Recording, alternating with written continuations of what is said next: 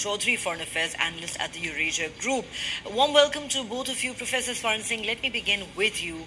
A lot to unpack here, really. The impact that this is going to have for India. Now, most have rightly termed this a major setback for India, both diplomatically and from the security standpoint.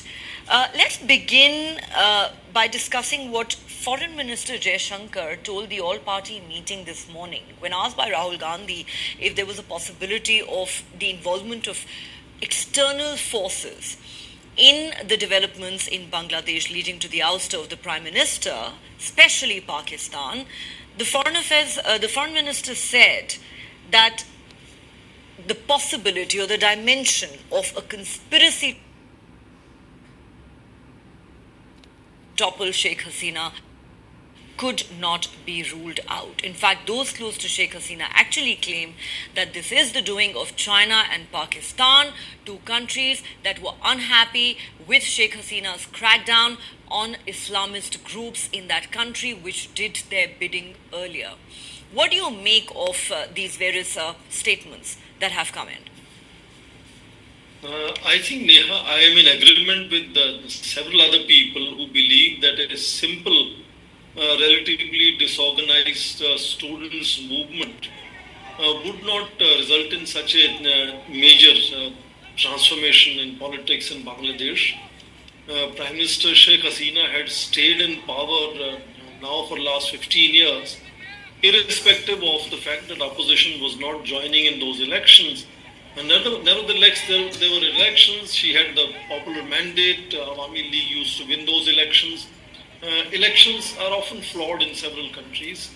And then, therefore, this whole insinuation of who was kind of support and directing this whole public protest.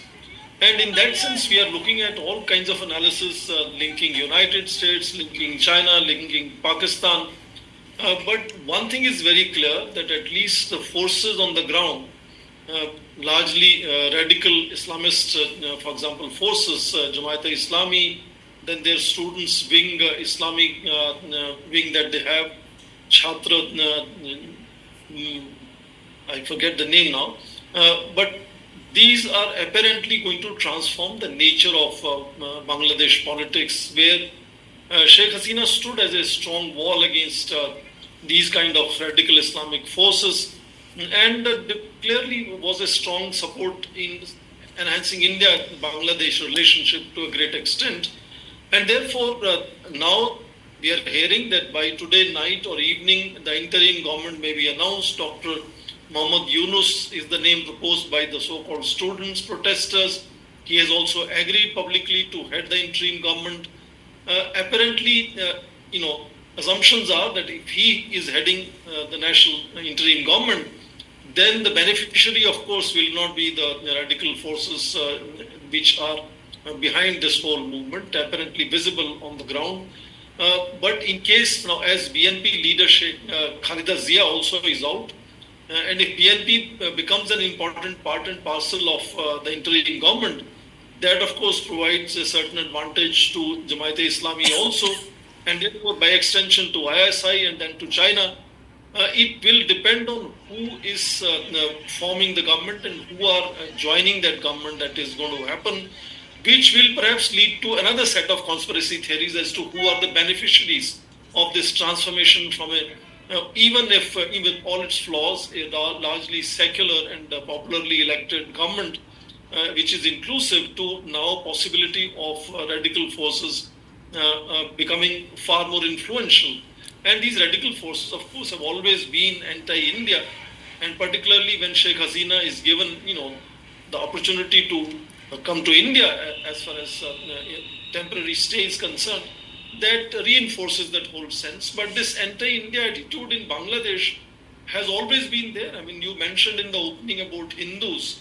At the beginning of last century, when census began, there were nearly 34% Hindus in this part of what is today called Bangladesh.